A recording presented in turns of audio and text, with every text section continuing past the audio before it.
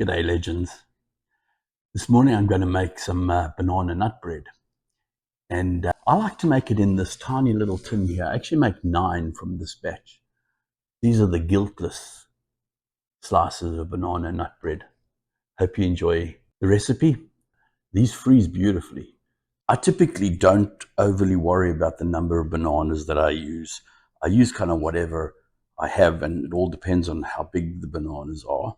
In this particular case, I'm using about 10 bananas. And I think you would agree with me, there's no such thing as too much banana in banana bread. I use unsalted butter for my banana bread. With the butter, what I like to do is cut it up into small squares. There you go. Just add it in the mixer. Remember, this is not an art project, so near enough is good enough. I've got the blade attachment. Just put it on medium speed. All you're doing is actually creaming the butter. Do that for about a minute, minute and a half. The next step is to actually blend in the bananas, which have thawed there nicely. They're still a little bit frozen, but that doesn't matter. The eggs and then the vanilla. There you go. That should be good enough. I'm going to stick in all the eggs. In this case, 2 large eggs. Now with eggs, I like to actually, believe it or not, cut the egg using a knife. Now I always put the eggs into a small bowl first. One of the worst things you can do is, let's say you need 6 eggs in a recipe and you get to the last egg and you put it in with the other eggs and there's something wrong with that egg. You spoil 5, 6 eggs. Anyway, so all I do is crack them in there, put them in the final container one at a time. Very simple. You can see that's fine. Yep, an extra step, but in the long run, I think worth it.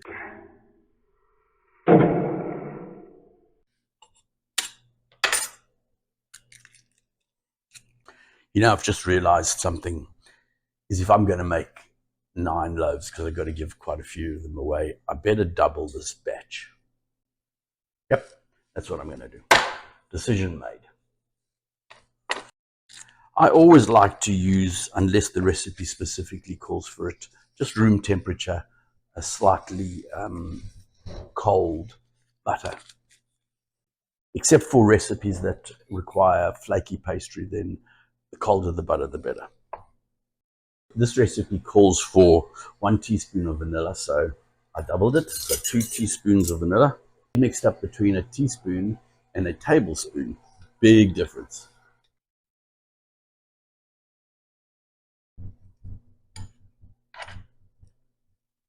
Okay, so just get the masher and just give it a little work over.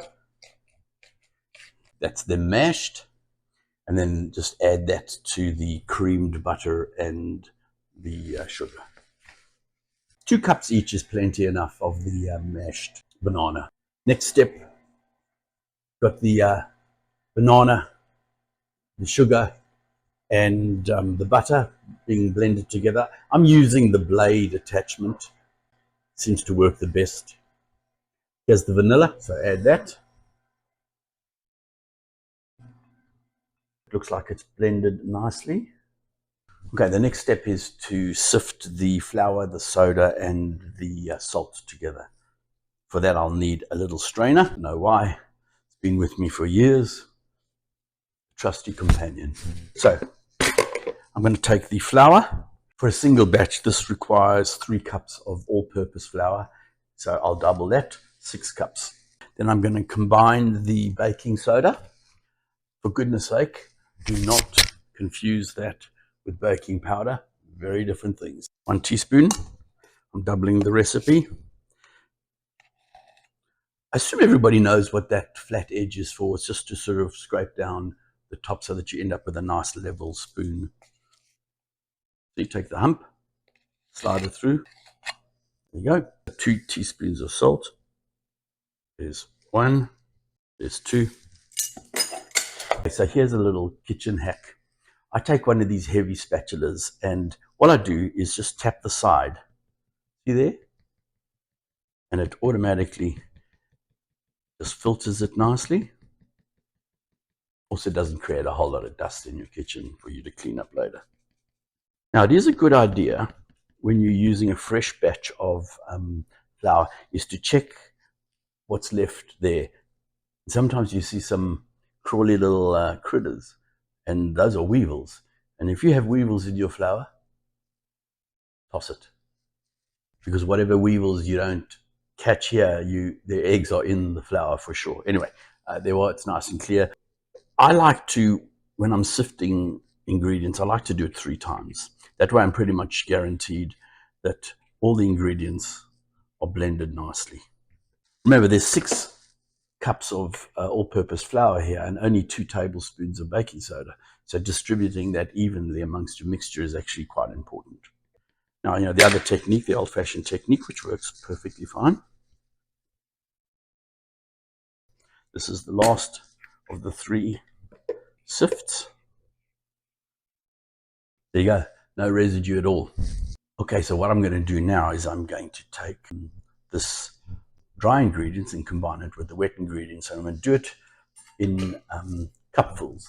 And for this, I'm actually going to add this nifty little device to my KitchenAid, which allows the dry ingredients to slip down into the bowl without making a huge big mess.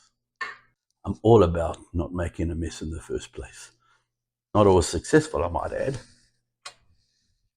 1 cup at a time, no big deal.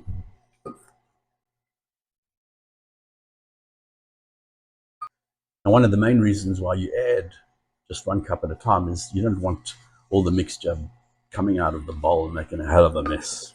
Well, I don't. As my mother used to say, don't tell me you've cooked unless you have cleaned up afterwards. So I don't have a staff to clean up behind me. Well, I do. It's just me. All right, I'm going to pause there for a second because what I'm going to do is going to clean that off, and I'm going to use the dough hook attachment.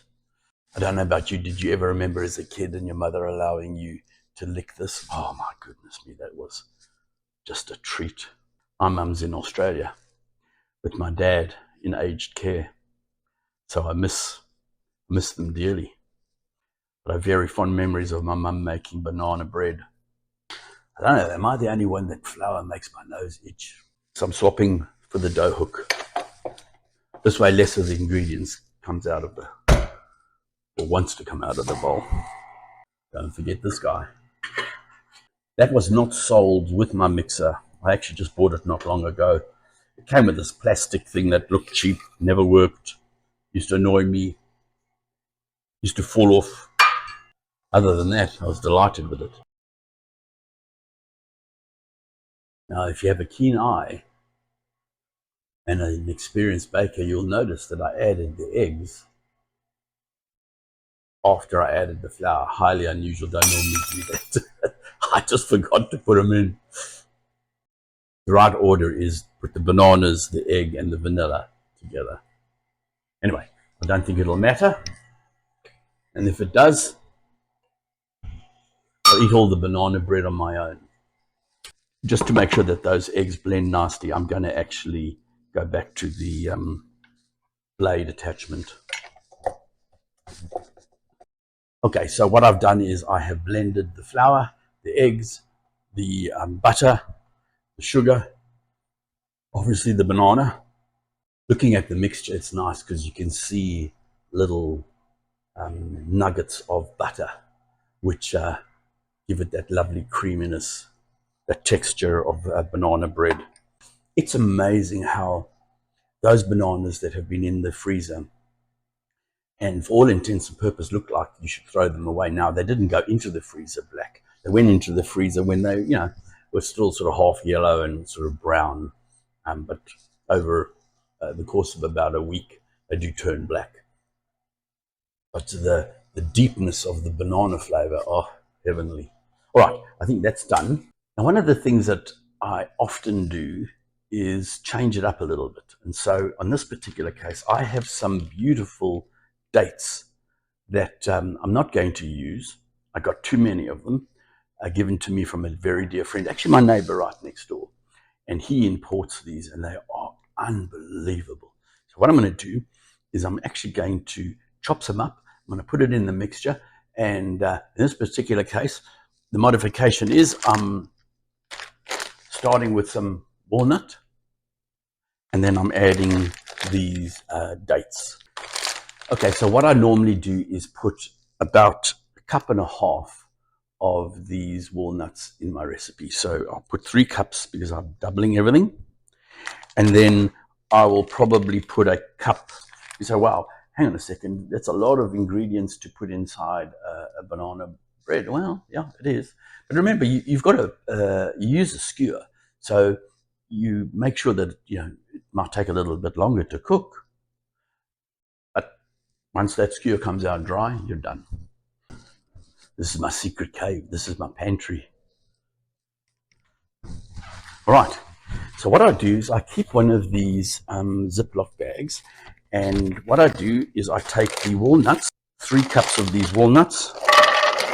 So the hassle is that if you have them just like this in the mixture, they're too big and then the slices don't cut nicely. So what I actually do is I take the walnuts, I put them in a Ziploc bag,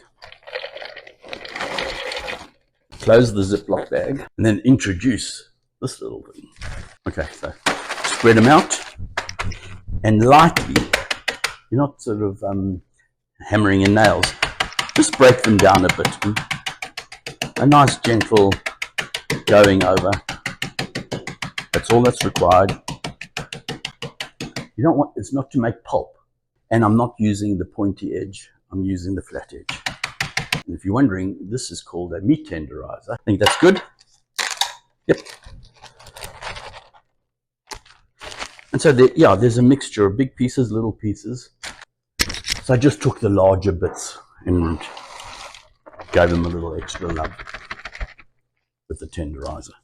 And I think this is even more important when you're using the small tins that I mentioned before. All right, so I'm going to add that to the mixture in a second.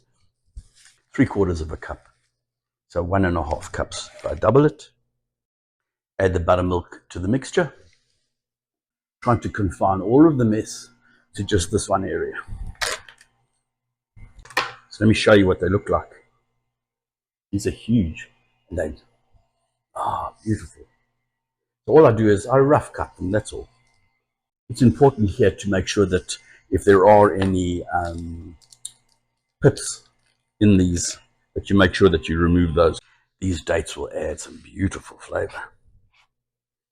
Yeah, I'm going to do just a little handful more. And I'm not overly chopping these up because I actually want you to be able to see the dates inside the banana bread. So I ended up using about half of that bag. I thought I might end up using more. Nice and clean, back into the freezer. Okay, I was mentioning these perfectly ripened dates.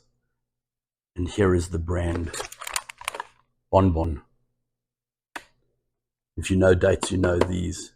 These are the caviar of dates. It says the best source of energy, best source of fiber, cholesterol-free, high in potassium, and gluten-free. Big claim. Okay, so what I'm going to do now is I'm going to slowly take these nuts and these dates, and I'm going to incorporate those in the now fully combined mixture. This is the last step in this recipe. Put it on low.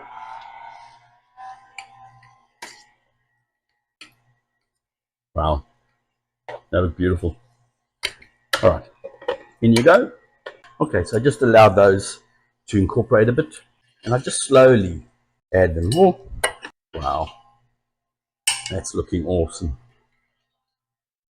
I think that is nicely combined. I have 9 of these small cake tins.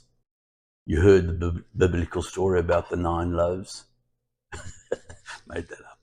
So what I'm going to do is give a little spray of baking release, a little bit of parchment paper in the bottom. I hate loaves that stick to the tin. I like to line the inside of these tins with a little bit of this greaseproof paper, parchment paper. It's insurance against it sticking.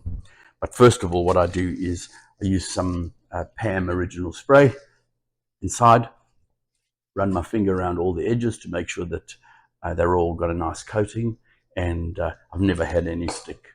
There you go. So I've got enough of these half ones which fit nicely inside. So just a nice little spray. And whilst I think about it, what I am going to do is I'm going to put that oven on 325. I don't know about you, do you find baking and cooking relaxing? I always find I'm more relaxed after I've done some baking. I think it just slows down my temperament. Whatever it is seems to work for me. Okay, so here's the last one. One of these, which is just a little bit of flour. And I just give it a nice, generous coating. Tap it. See? You don't have to worry about if you put too much in, relax. You just tap it like this. See? It's all nicely covered into the next one. It is actually quite important to tap the excess flour. Otherwise, when you take it out of the tin, you get this sort of unsightly white film at the bottom of your loaves, and I don't like that.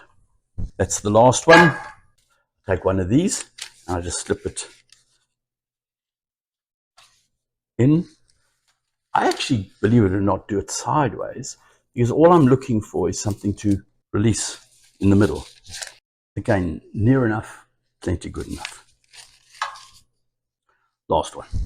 The next step can be a little bit messy if you are not careful. So let me give myself a little bit more space here. This is real cooking. I don't know how these other people do it, where there's not a single little bit of flour or anything, but if you weren't watching, I'd be looking at that. I still might. I'm back. Dry hands, clean hands. For you germaphobes. So what I gotta do is get the stuff out of here. Just look at that. So what I'm gonna do is just gonna give this a wipe down, or scrape down rather, just to make sure that there aren't any dry bits at the bottom here. Nothing worse. Okay, things look good. Okay, so what we want to do is take the contents of this into those 9 and not to overfill. And I think if you can fill it kind of to about a half a centimeter from the top, you're doing fine. Try not to get it on the edge of, or the rim of these tins, because that's where it'll stick the most.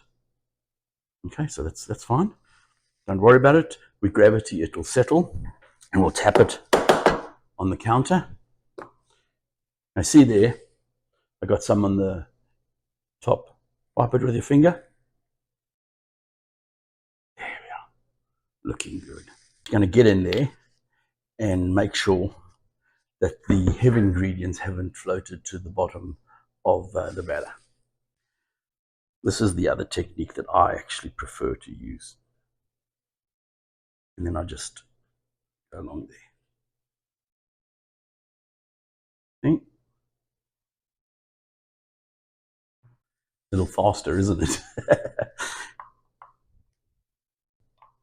Now, I'm going to top each one up. So you can see, even though probably all of these have about half what's needed. So it's going to go along and top up, and do it slowly. No rush. Not under speed trial here.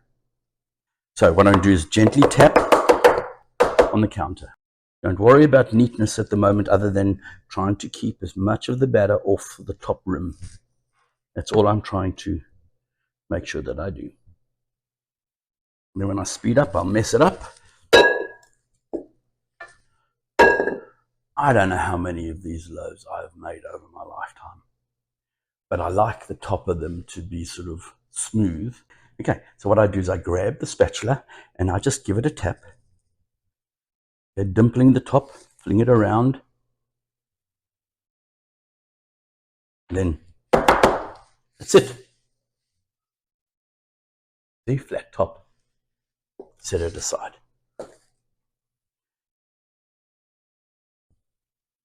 Making sure air bubbles are removed. There we are, beautiful. I know, I'm a neatness freak. What am I talking about? I'm not a neatness freak. Look at the mess I've made here. See, I'm the only honest cooking channel, shows you the mess. Maybe when I look at the video, I'll change my mind about that. One of the things that I forgot to mention was that when you do this, is it will rise above the rim, but you'll get this nice sort of loaf shape, which I kind of like. Last one. Okay, now, if you're wondering why do you have some batter left over, not a lot, but probably another loaf. It's because I added those dates, and they added quite a bit of volume to the mixture. So I'm not going to waste that, absolutely not. So I'm going to grab another tin, which is the normal size tin, whatever it is. Going to do the same thing. Generous spray of Pam. And clearly that's not enough batter that's going to fill this pan, but I'll end up with a banana, slice. It might be, I don't know, 2 inches. A little dusting. Have I told you how much I enjoy baking?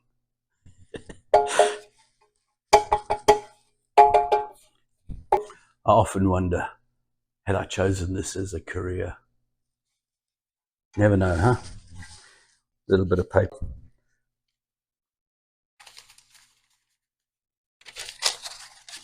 Okay, so I've just lined the bottom. Smell the dates, the banana. You see, there's not a heck of a lot, so it's going to be a nice thin. I guarantee you this one will not see the light of day. This one will be consumed upon removal from the oven. Nice and warm. It will be an early casualty. Sort of the chef's sample into all 4 corners. The good news about the mess is it's all confined to just this bar. Now, a couple of things that I personally like to do when I'm baking with anything that requires the batter to rise. Humidity and heat are critically important, along with making sure there isn't a draft. So what I normally do is I set the oven at 25 degrees higher than what the recipe calls for, so that when I open up the oven, that 25 degrees disappears and I'm at the temperature that I like to cook at. The second thing that I like to do is get a container very similar to what I used here and fill it with boiling hot water. And I put it into the oven and it produces some nice humidity so that when the loaves are rising, it's got that humidity to give you a quick and a consistent rise. So that's what I'm going to do right now. I'm going to grab one of these. I'm going to fill it with hot water. I'm going to put it in the oven. I'm going to close the door. I'm going to wait 5 minutes so that it brings it back up to temperature. And then I'm going to put these guys into the oven. So in the meantime, I'm going to transport them towards the oven. What I like to do is I like to put these in a cooking tray, because if there's any spillage, then it goes in here, not on the bottom of the oven. And if you ever had to clean that damn oven, I think you'll understand that this is a good step. The other advantage of putting these on a cookie sheet when you put them in the oven is that about 3/4 way through the cooking cycle, after all of the loaves have risen, but they are not yet fully cooked, you need to rotate these in the oven. This way you just grab the whole cookie sheet, you turn it around 90 degrees, back in the oven, rather than trying to figure out how to, not burn yourself and move 9 of these. Right, so let's get them into the oven, but first let's get that hot water and stick it into the oven so that it increases the humidity. What I like to use for this boiling hot water is not this one, because it's actually quite hard to hold this without burning yourself. This one's got the lip, and I actually prefer to just make sure that I hold it this way. So let me go and fill it up with hot water. I'll be back in a sec. So I think you can see there's the boiling hot water. Don't overfill it. I mean, it's not going to evaporate completely inside the oven, but about half an inch from the top. That's plenty fine. I think if you have 2 inches of boiling hot water in the oven, that's fine. So I'm going to slip it in to the bottom shelf near the back, so that's out the way, and I've got room for those other 2 trays. Get the hot water and put it right at the back, bottom shelf, out the way. Take these loaves, one on the top shelf, one on the bottom shelf, or middle shelf rather, and we close it. So you can see in this particular case the red light is on, which means I've lost some temperature, which is okay. And then I just lower it to the 325. I think it's that cleaning up time. As my mum used to say, don't tell me you've cooked if you've not cleaned up afterwards.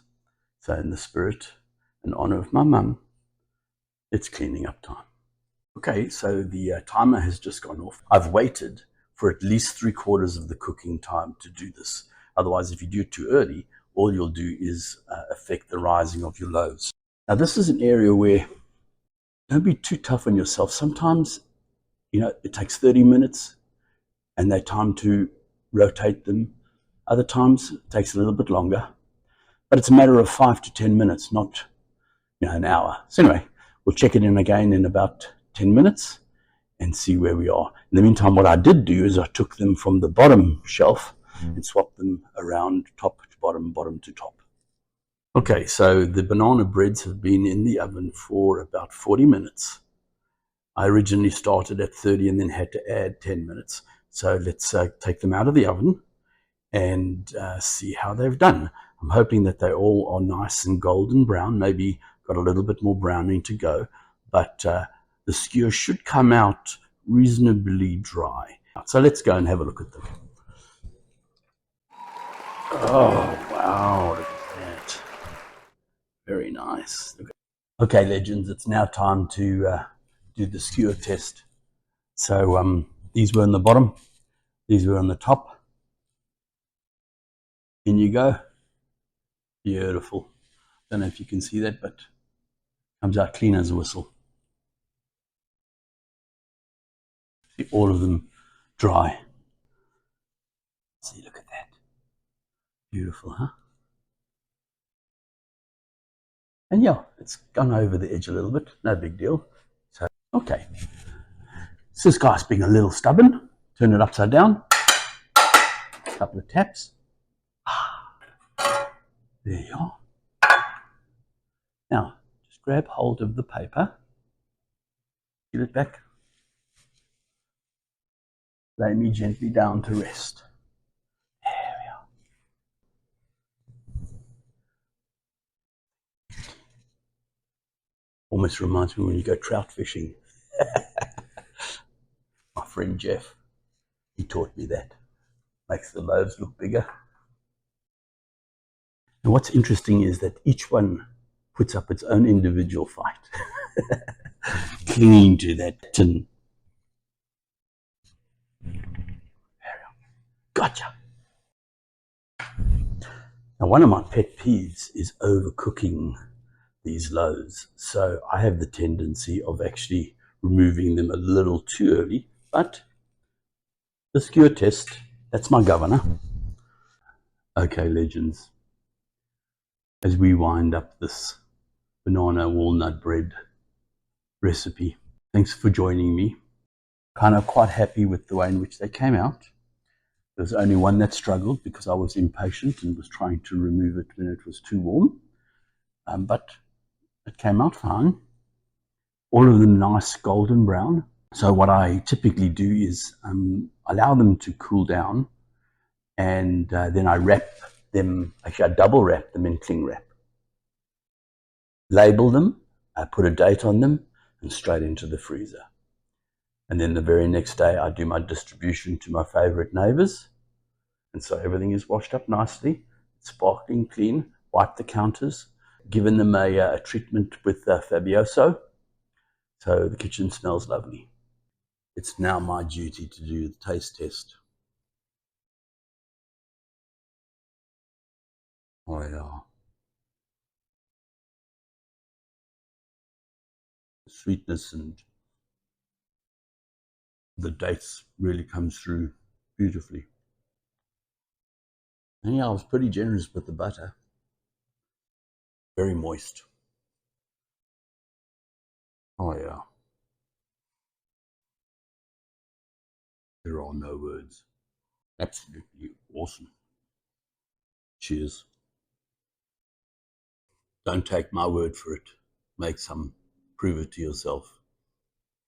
Hope you love them as much as I do. Take care. Thank you for watching.